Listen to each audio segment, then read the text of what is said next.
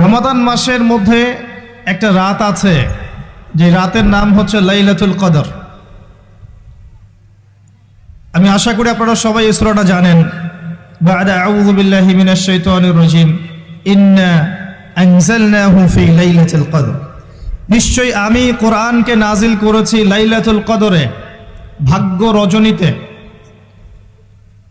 ওয়া মা আদরাকা মা লাইলাতুল কদর।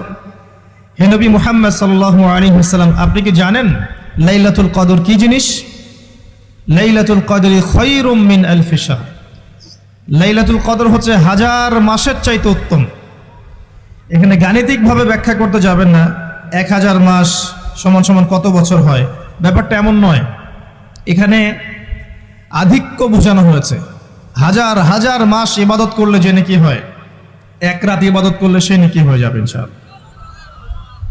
এই রাতে